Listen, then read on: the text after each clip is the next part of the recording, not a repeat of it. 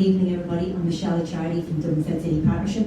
I'm here this evening to talk about Get Social Dublin Investment Community campaign, and just give you a little bit of information about what local development companies do to support social enterprises in Ireland. So when Leila had asked me to come, I thought it might be helpful for me to outline that on an ongoing basis, since I've been working in social enterprise in the last couple of years, these would be the ongoing discussions that we would have with social enterprises who would be fledgling. They may be growth, or they may be very well established. We work with them at all different sizes across Ireland. So people would be using a lot of design thinking, and what I'll be asking you this evening is that we get a lot of people pitching to set up a social enterprise on their own without looking at a team or what else they would do. And we'd ask instead that perhaps you think about contacting a local development company in Ireland and offering your support for social enterprise. These are the key when somebody is struggling in a social enterprise to scale. It's mainly the ongoing discussions we're having is that they haven't found a team, they haven't figured out how to build an MVP. Marketing or funding is often neglected. They don't have the right connection or networking or social capital. They may not have shared ideas with key stakeholders. And then the ongoing challenges specifically in an Irish perspective would be, so a lot of our founders are really struggling now that they would have started up and they don't have a salary. And we're looking at what the CSP funding is something that the government provides. It's under review at the moment and it's given to a lot of organisations, but it's been paused for 3 years. Recruitment, what I put up is TOOS and CE, our community employment schemes, a lot of our social enterprises. So it means you could work on a payment and then you would often be offered a full-time job in a social enterprise after. Governance and regulation, because in Ireland it's very specific at the moment, social enterprises don't have their own form of incorporation. There's an upcoming census, there's grants that will be announced, a very large capital fund announcement is due to be made, and then we have social enterprise incorporation and EU funding.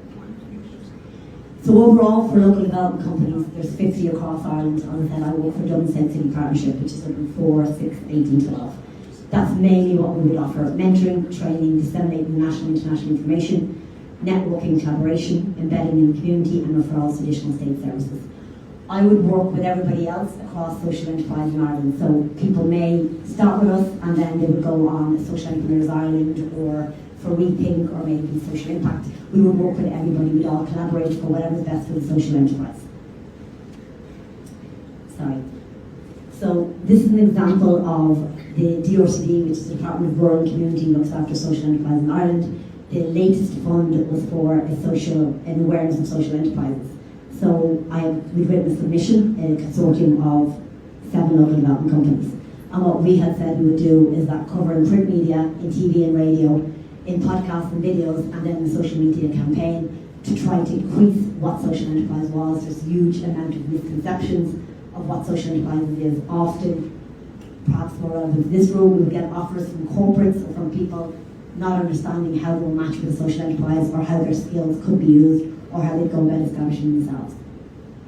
This is an example of the coverage that we've gotten, and that what we were trying to do is we discussed over 2 years with all the social enterprises the main target audiences that they would have. So a lot of it will be corporates, it will be your customers, it will be your clients, it will be potential employees.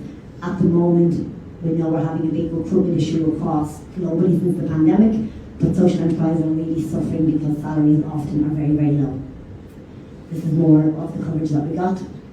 That's the podcast. So if any of you were considering to set up a social enterprise or how you support, I'd strongly recommend, if you had the chance in the commute, to listen to these.